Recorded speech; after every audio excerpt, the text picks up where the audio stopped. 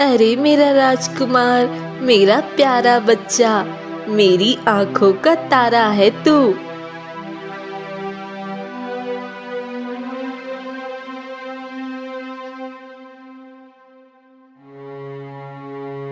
आज इस जंगल में इतना सन्नाटा क्यों है?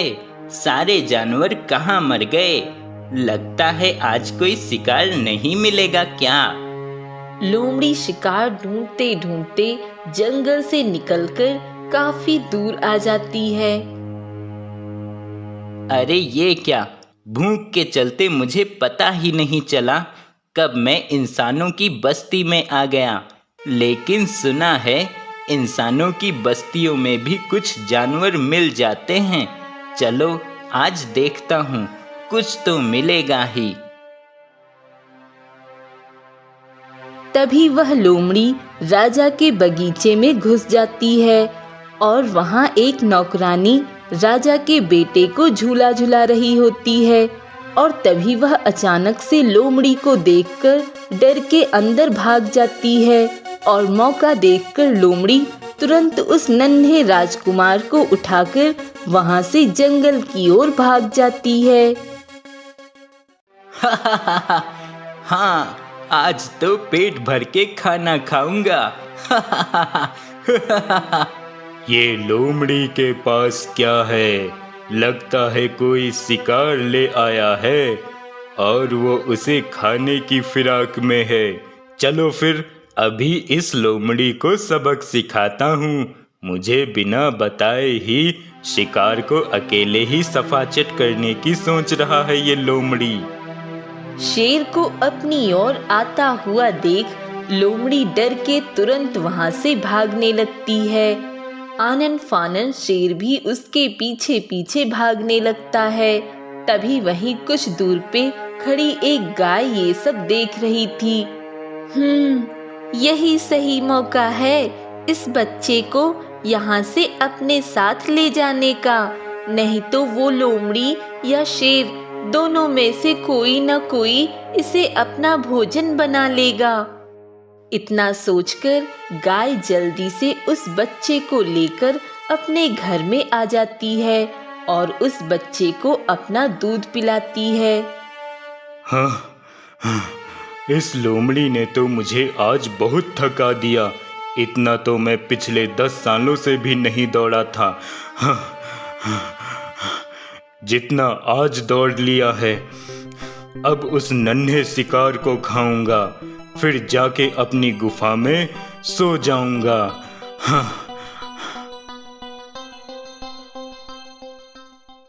शेर उसी जगह पे पहुंच जाता है जहां वह नन्हा बच्चा पड़ा था। अरे ये क्या, वो नन्हा बच्चा कहाँ चला गया? कौन ले गया उसे?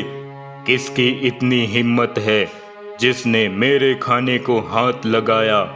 मैं इसका पता लगा के रहूंगा।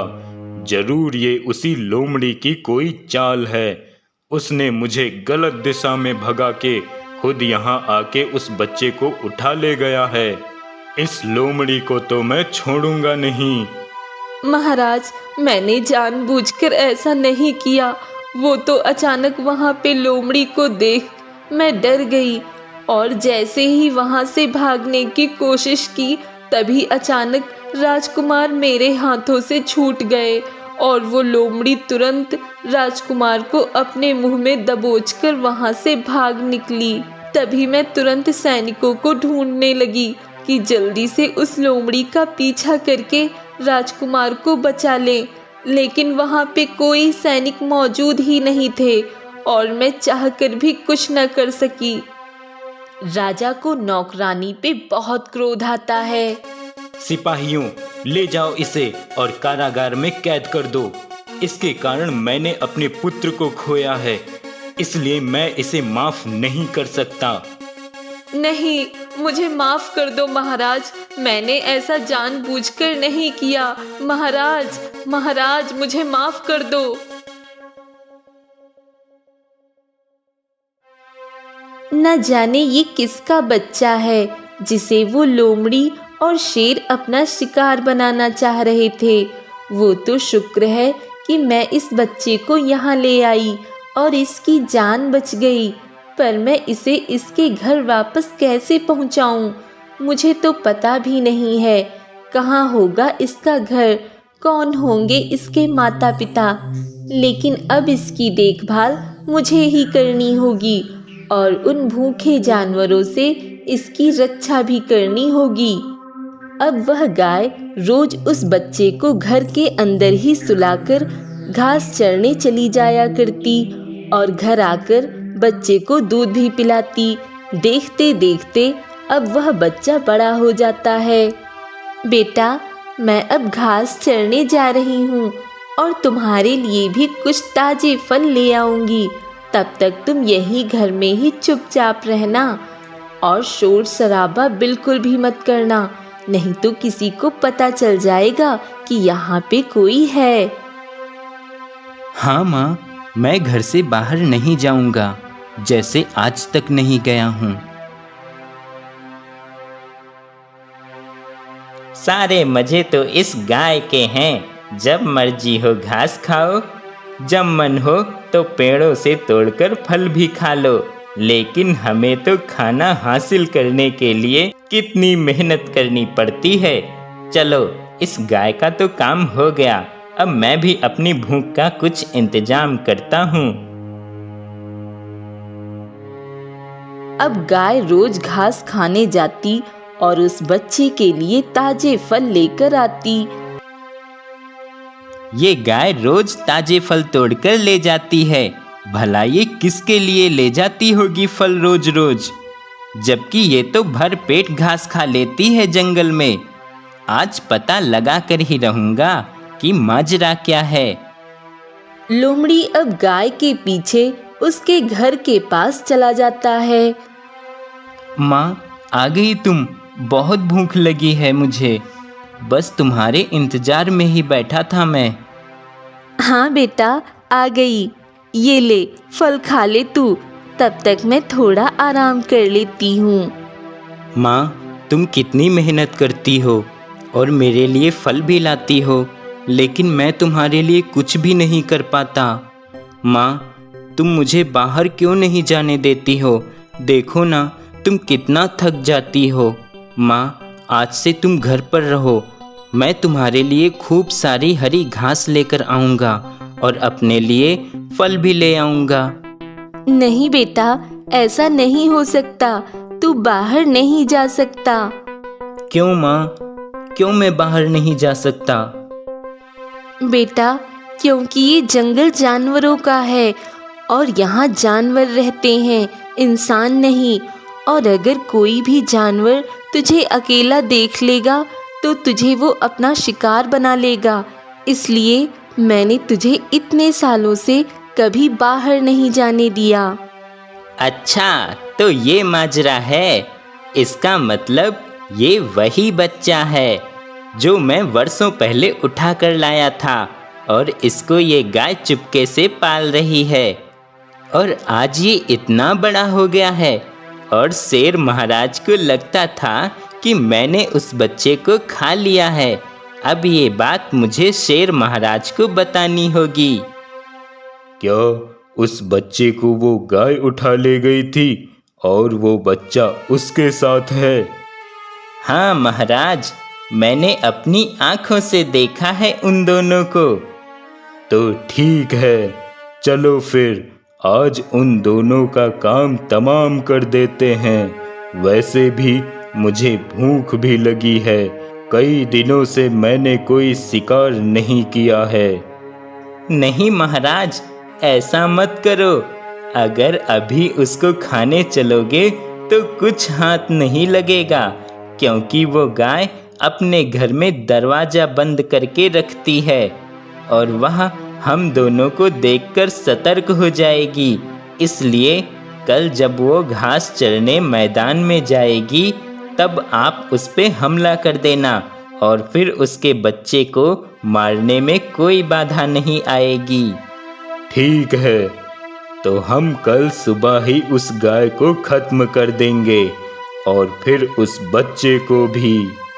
अच्छा बेटा, मैं जा रही हूँ घास खाने, और तुम्हारे लिए भी ढेर सारे फल लेकर आऊंगी। ठीक है माँ। शेर महाराज, शिकार सामने है, बस आप जल्दी से उसको दबोच लें। हाँ, तुम ठीक कह रहे हो, शिकार सामने है। अब मुझे देर नहीं करनी चाहिए। शेर तुरंत ही उस गाय के सामने आ जाता है। ए गाय, तूने हमसे छुपा के एक बच्चे को पाला है। तुझे क्या लगा मुझे कुछ पता नहीं चलेगा? मैं सब जान गया हूँ और आज तू मेरा शिकार बनेगी और फिर मैं उस बच्चे को भी मार के खा जाऊंगा। अरे ये शिकारी कहाँ से आ गया? ये तो धनुष बाण लिए इधर ही आ रहा है। लगता है आज हम ही शिकार बनने वाले हैं। जान बचा के भाग ले भैया। अरे ये लोमड़ी तो भाग गया, अब मैं क्या करूं? ये शिकारी तो सच में खतरनाक लग रहा है। कहीं ये मुझे ही ना अपना शिकार बना ले। भाग लेता हूं मैं भी यहाँ से। इतना कहकर शेर वहां से भाग जाता है। आपका बहुत बहुत धन्यवाद, आपने मेरी जान बचाई। गाय, मैं तो इस जंगल में कुछ पक्षियों का शिकार करने आया था, जिससे मुझे कुछ पैसे मिल जाते हैं। लेकिन आज आते ही देखा कि शेर सामने ही खड़ा है, तो मैं डर गया था। लेकिन वह शेर खुद ही डर के भाग गया, इसलिए तुम्हारी भी जान बच गई। हाँ, और ये सब तुम्हारे आने से ही हुआ है, वरना आज पता नहीं क्या होता। और मेरे साथ साथ उस बच्चे को भी नहीं छोड़ता ये शेर। मेरे साथ एक इंसानी बच्चा भी रहता है। मैंने उसे अपने बेटे की तरह पाला है। मेरे मरने के बाद उसका क्या होता? क्या तुम्हारे साथ इस जंगल में एक इंसानी बच्चा भी रहता है? ऐसा कैसे हो सकता है? क्या तुम मुझे अपने घर ले चलोगी? मैं इस बच्चे को देखना चाहता हूँ। तभी गाय उस शिकारी को अपने घर ले जाती है और अपने बच्चे को रास्ते में हुई सारी घटना के बारे में बताती है।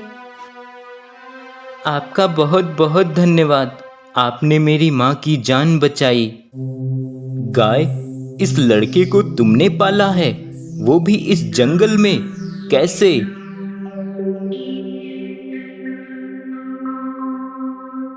गाय, मुझे तुम पे गर्व है। तुम सच में गाय माता हो। अच्छा, अब मैं जाता हूँ, कभी मिलने आऊँगा फिर। माँ, मैंने कितनी बार कहा है कि अब मैं बड़ा हो गया हूँ, अब मैं भी आपका ख्याल रख सकता हूँ। अगर आज वो शिकारी ना होता तो वो दुष्ट शेर और लोमड़ी आपको मार देते। माँ, फिर मेरा क्या होता? माँ, क्यों ना हम ये जंगल छोड़ के कहीं दूसरी जगह पे चल के रहें? वहाँ मैं कोई ना कोई काम कर लूँगा और तुम्हारे लिए रोज ढेर सारा चारा और हरी घास भी ले आया करूँगा। लेकिन हम अब यहाँ नहीं रहेंगे, क्योंकि आपकी जान को बहुत खतरा है यहाँ।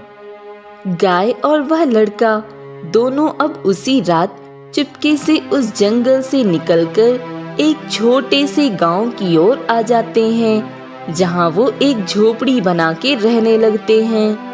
माँ, मैं घास काटने जा रहा हूँ, तुम घर पे ही रहना, मैं जल्दी ही आ जाऊँगा। लेकिन बेटा, ये जगह अनजान है, तू कैसे जाएगा? तू तो कुछ जानता भी नहीं है। माँ, ये कोई जंगल नहीं है जो मुझे यहाँ शेर, लोमड़ी या कोई और जानवर खा जाएगा। यहाँ मेरे जैसे इंसान लोग ही रहते हैं और भला मुझे उनसे क्या डर। अब तुम फिक्र मत करो, मैं जल्दी ही आ जाऊँगा।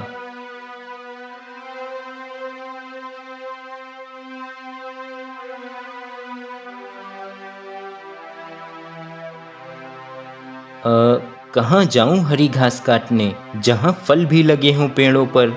यहाँ तो कहीं दिख नहीं रहे फलदार पेड़ या हरी हरी घास। लगता है मुझे जंगल की ओर ही जाना पड़ेगा, वहीं मुझे हरी घास और ताजे फल मिल सकते हैं। लेकिन वहाँ अगर कोई जानवर हुआ तो? नहीं नहीं, मैं किसी से नहीं डरता, मैं जाऊंगा।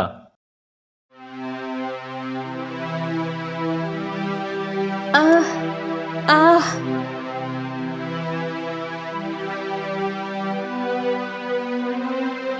अरे ये क्या?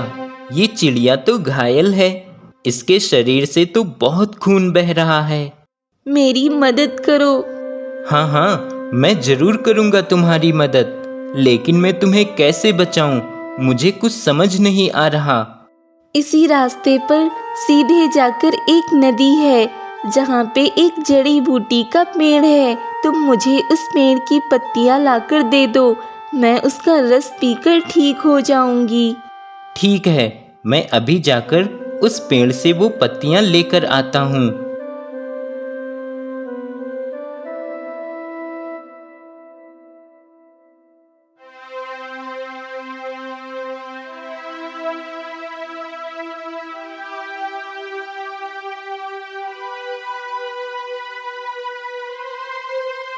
तुम्हारा बहुत बहुत धन्यवाद। आज अगर तुम ना होते तो मेरा बच पाना नामुमकिन था। लेकिन तुम्हें इतना घाव कैसे हुआ था? मैं आसमान में उड़ते हुए जा रही थी, तभी पीछे से एक चील आ गई और वो मुझे मारकर खाना चाह रही थी। उसने ही मुझे घायल कर दिया और तभी एक दूसरी चील भी वहां पर आ गई और उन दोनों में लड़ाई होने लगी। तभी मैं चील के पंजों से छूटकर यहाँ नीचे गिर गई और वो दोनों चील लड़ते लड़ते उड़कर कहीं और चले गए। लेकिन तुमने नहीं बताया कि तुम इस जंगल में क्या कर रहे हो और तुम्हारा क्या नाम है, तुम कहाँ रहते हो? मैं यहीं कुछ दूर पे एक गांव के किनारे रहता हूँ और मैं यहाँ हरी घास काटने और कुछ ताजे फल तोड़ने आया हूँ, लेकिन मेरा नाम नहीं है कोई भी। क्या तुम्हारा कोई नाम ही नहीं है? तो फिर मैं रखती हूँ तुम्हारा नाम, बहादुर। हाँ, बहादुर है तुम्हारा नाम। आज से मैं तुम्हें बहादुर ही कहूँगी। वह दोनों कुछ देर बातें करते और फिर बहादुर हरी घास और फल तोड़कर अपने घर चला जाता है। गांव में राजा का छोटा भाई अपने साथ 2 सैनिकों को लेकर आता है और वहां वो गांव के सभी लोगों से कर वसूली करता है। ये लड़का कौन है? इसे पहले कभी नहीं देखा इस गांव में। छोटे महाराज, ये लड़का यहाँ नया आया है, कुछ दिनों पहले ही। अच्छा, तो फिर इसको भी यहाँ का नियम पता होना चाहिए। ए लड़के, मैं इस राज्य के राजा का छोटा भाई हूँ और राज्य के सभी लोग मुझे कर देते हैं, इसीलिए तुम्हें भी सभी की तरह मुझे कर देना होगा। महाराज, मेरे पास तो कर देने को कुछ भी नहीं है, मैं आपको कर कैसे दे सकता हूँ? क्या तुम मुझे कर देने से इनकार कर रहे हो? तुम्हारी इतनी हिम्मत? सैनिकों, छोटे महाराज, ये यहाँ नया आया है, इसीलिए इसे कुछ मालूम नहीं है। आप इसे माफ कर दें, हम इसे समझा देंगे। तो फिर ठीक है, समझा देना इसे अच्छे से।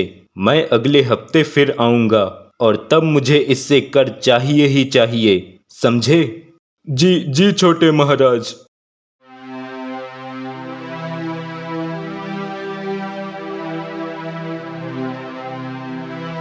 अरे वाह, ये तोता कितना सुंदर है।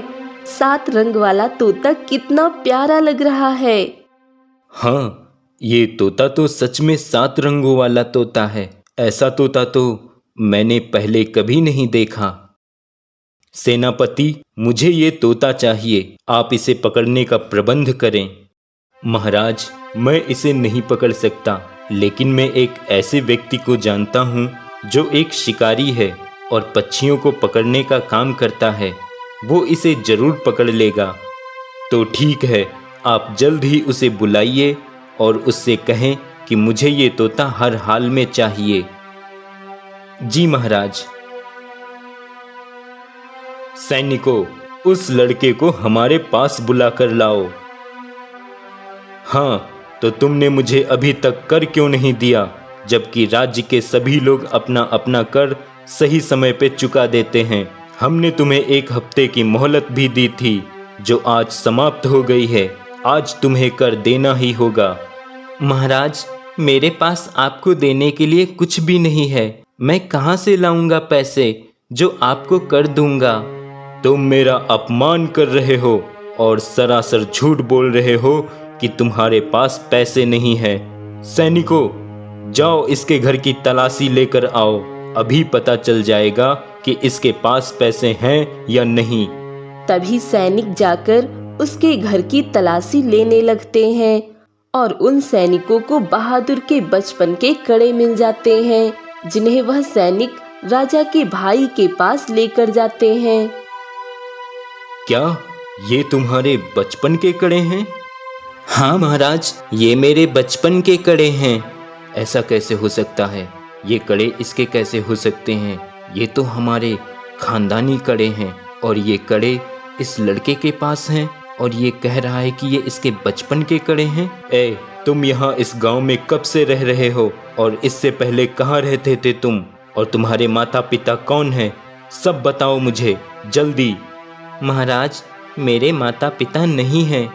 मेरी सिर्फ एक माँ है जो कि एक गाय है। उसी ने मुझे पाला है और मैं एक घने जंगल के एक पुराने से खंडहर में अपनी माँ गाय के साथ रहता था और अभी कुछ दिनों से यहाँ इस गांव में रह रहा हूँ। क्या तुम एक गाय के साथ रहते हो और वो तुम्हारी माँ है और उसने ही जंगल में रहकर तुम्हें पाला है? क्या तुम सच कह रहे हो? हाँ महाराज, मैं सच कह रहा हूँ। अगर ये सच बोल रहा है तो इसका मतलब ये वही बच्चा तो नहीं जिसे बचपन में लोमड़ी उठा ले गई थी। अगर ये वही बच्चा है तो इससे पहले कि ये बात किसी को भी पता चले, इस लड़के का कुछ करना होगा। देखो, तुमने मुझे कर भी नहीं दिया है और ये इतने कीमती कड़े भी तुम्हारे पास मिले हैं। अगर ये बात राजा साहब को पता चल गई तो तुम्हें इसकी सजा भी मिल सकती है। लेकिन मुझे लगता है कि तुम ईमानदार हो, इसलिए तुम्हें मेरी बात माननी होगी और तुम्हें मेरे महल में नौकरी करनी होगी, जिससे तुम्हारा कर भी माफ हो सके और ये कड़े वाली बात भी किसी को ना पता चले। महाराज, मैं आपके साथ महल चलने को तैयार हूँ, पर मैंने कोई चोरी नहीं की है और ये कड़े मेरे ही हैं। अब तुम चुपचाप मेरे साथ महल चलो और इन कड़ों के बारे में तुम किसी से कोई भी बात नहीं करोगे, समझे? बहादुर अब राजा के भाई के साथ उसके महल चला जाता है। आज से तुम्हें यहीं पौधों में पानी डालना है और इन पेड़ पौधों की देखभाल करना है और यहाँ से आगे महल के अंदर जाने की हिम्मत भी मत करना, नहीं तो उसका अंजाम बुरा होगा, समझे? जी महाराज, जैसा आप कहें। बहादुर अब वहीं पेड़ पौधों की देखभाल करता और शाम को घर जाकर अपनी माँ गाय के लिए घास और अपने लिए फल तोड़कर ले आता है।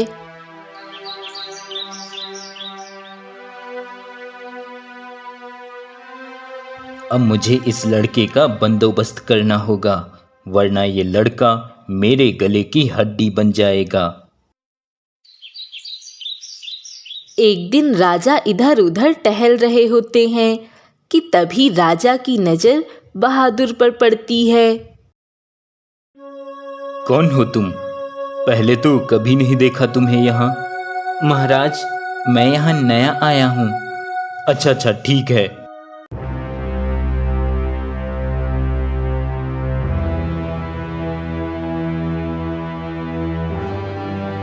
क्या उनका प्रिय हीरो का हार चोरी हो गया है? ऐसा कैसे हो सकता है?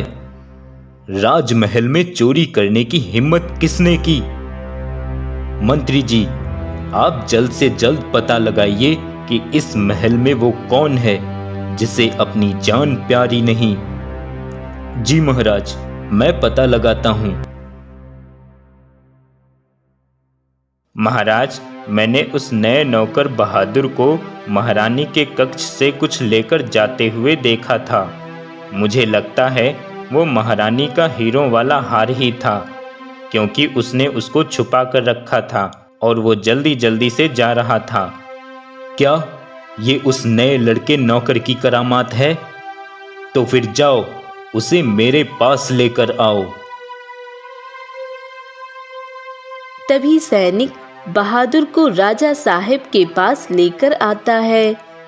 ऐ लड़के, क्या तुझे जरा सा भी डर नहीं लगता कि तू इस महल में चोरी करेगा और किसी को पता भी नहीं चलेगा? तूने महारानी का जो हीरों का हार चोरी किया, जल्दी से बता दे वो कहाँ छुपाया है, नहीं तो हम तुम्हें कड़ी से कड़ी सजा देंगे। महाराज, मुझे किसी हार के बारे में कुछ नहीं मालूम और मैंने कोई हार चोरी नहीं किया है। महाराज, मैं तो पेड़ पौधों में पानी डालना व उनकी देखभाल करने के अलावा महल के भीतरी हिस्से में कदम भी नहीं रखता हूँ, तो मैं महारानी का हार कैसे चोरी कर सकता हूँ? सैनिकों, जाओ, इसकी झोपड़ी की अच्छी से तलाशी लेकर उस चोरी किए हुए हार को लेकर आओ। इसने वो हार अपनी झोपड़ी में ही छुपा कर रखा होगा। सैनिक अब जाकर उसकी झोपड़ी में देखते हैं। तभी उन्हें वहां एक राजसी संदूक दिखाई देता है जिसमें वह हीरो का हार रखा होता है, जिसे वह सैनिक राजा के पास ले जाकर पेश कर देता है। महाराज, अब आप नहीं, इसे तो मैं सजा दूंगा, क्योंकि इस पे तरस खाकर मैंने ही इसको महल में नौकरी दी थी और उसका इसने ये सिला दिया। अगर आज इसको माफ कर दिया गया या कोई छोटी सजा दी गई तो कल किसी और की भी हिम्मत होगी इस महल में चोरी करने की। ऐसा दोबारा ना हो, इसलिए मैं इसे फांसी की सजा सुनाता हूँ, क्योंकि इसने महारानी के गहनों की चोरी की, इसलिए इसकी सजा भी बड़ी होनी चाहिए। इसलिए ये मेरा आदेश है कि इसे आज ही फांसी की सजा दी जाए। नहीं महाराज, मैंने कोई चोरी नहीं की है, ये सब झूठ है। चुप हो जाओ तुम और बताओ, तुम्हारी कोई आखिरी इच्छा हो तो वह अवश्य पूरी करेंगे, बस सजा माफी को छोड़कर।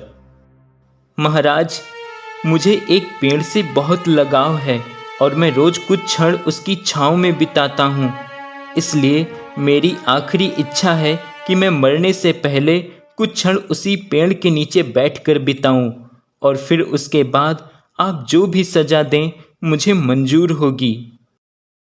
बहादुर अब उसी नदी के पास वाले पेड़ के नीचे जाकर बैठ जाता है और वही कुछ देर बैठा रहता है, जिसके बाद उसे फांसी की सजा दे दी जाती है और उसके शरीर को नदी में बहा दिया जाता है।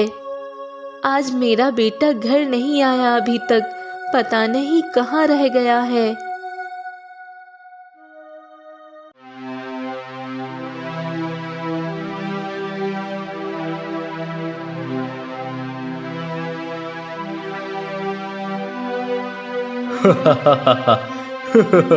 ये तुम्हारा इनाम है, रख लो। आज मैं बहुत खुश हूँ, मेरे रास्ते का कांटा जो निकल गया है। उस लड़के ने अचानक आकर मेरी नींद ही हराम कर दी थी। अच्छा हुआ मैंने उसको रास्ते से हटा दिया, वरना कहीं अगर मेरे बड़े भाई को पता चल जाता कि ये लड़का उनका ही बेटा है जिसे बचपन में लोमड़ी उठा ले गई थी, तो ये सारा राजपाट उसी जंगली लड़के का हो जाता और मैं खाली हाथ तमाशा देखता रह जाता। इसीलिए मैंने ये सारा जाल बिछाया ताकि उस लड़के को इस महल में लाकर उसको किसी बड़े इल्जाम में फंसाकर उसको खत्म करवा सकूं। और देखो, मैंने उसको फांसी की सजा दे ही दी। क्या उस लड़के को फांसी की सजा हो गई? ये क्या, ये तो बहुत ही गलत हुआ है। अब बेचारी उस गाय का क्या होगा? बेचारा नादान लड़का बेवजह ही मारा गया। शिकारी अब जाकर राजा साहिब को वह सतरंगा तोता दे देता है। तुमने हमारा दिल जीत लिया है शिकारी, ये तोता वाकई में बहुत सुंदर है। बताओ तुम्हें क्या इनाम चाहिए? धन दौलत सोना चांदी जो भी तुम कहो वो सब तुम्हें मिलेगा। महाराज क्षमा चाहूँगा, मुझे धन दौलत सोना चांदी नहीं चाहिए। महाराज अगर आप मुझे कुछ दे सकते हैं तो मुझे इंसाफ दे दीजिए। क्या इंसाफ? कैसा इंसाफ? महाराज क्या आप जानते हैं कि जिस लड़के को आपने फांसी दी है वो कौन था? उसके बारे में आपको कुछ मालूम है? नहीं, मुझे नहीं पता वो लड़का कौन था और उसके बारे में मुझे कुछ भी नहीं मालूम है। उसने महारानी का हार चुराया था, जिसके बदले में मेरे छोटे भाई ने उसे फांसी की सजा सुनाई ताकि दोबारा कोई ऐसी हरकत ना करे इस महल में। लेकिन तुम ये सब क्यों पूछ रहे हो? महाराज जिसे आपके दरबार में फांसी दे दी गई वो लड़का चोर नहीं, वह आपका ही पुत्र था, जिसे बचपन में एक लोमड़ी उठा ले गई थी और उस बच्चे को उस लोमड़ी से बचा के एक गाय ने उसे पाल पोस कर बड़ा किया था। और कुछ दिनों पहले ही वह दोनों जंगल छोड़कर पास के एक गांव में रहने आए थे, जिसे आपके ही भाई छोटे महाराज ने पहचान लिया और अपने रास्ते से हटाने के लिए एक सैनिक को रुपयों का लालच देकर उसके साथ मिलकर उस लड़के के खिलाफ साजिश रच के उसको फांसी की सजा दे दी ताकि इस राज्य के अगले राजा आपके भाई बन सकें। महाराज मैं चाहता हूँ आप मेरे साथ चलकर उस गाय से जरूर मिले जिसने उस लड़के को पाला था। राजा तुरंत उस शिकारी के साथ बहादुर के घर पर पहुंच जाता है और तभी वह गाय राजा को सारी बात बताती है। गाय की बात सुनकर राजा के पैरों तले जमीन खिसक जाती है और वह बहुत दुखी हो जाता है। क्या ये क्या अनर्थ हो गया? मेरे ही दरबार में मेरे ही बेटे को फांसी की सजा हो गई और मैं देखता रहा, अपने बेटे को पहचान भी ना सका और मेरे ही भाई ने मेरे बेटे की जान ले ली। अब मैं बलवीर को उसके गुनाहों की सजा देकर ही रहूंगा।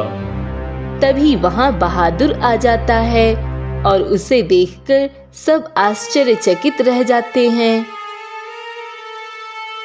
अरे ये क्या, तुम्हें तो फांसी दे दी गई थी, तो तुम बच कैसे गए? ऐसा कैसे हो सकता है? ये कैसे हो गया? तुम्हें तो फांसी दे दी गई थी, तो फिर तुम्हारी जान कैसे बच गई? महाराज मैंने कोई चोरी नहीं की थी, इसीलिए मुझे खुद को बेगुनाह साबित करना था। इसीलिए मैंने अपनी आखिरी इच्छा में जिस पेड़ के नीचे बैठने की मांग की थी, उसी पेड़ की जड़ी बूटी मैंने अपने फांसी होने से पहले ही खा ली थी, जिसकी शक्तियों की वजह से मैं बच गया और मैं वापस आ गया हूँ।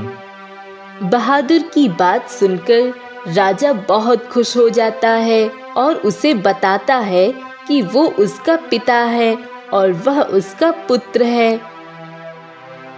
राजा अब सभी को लेकर महल चला जाता है।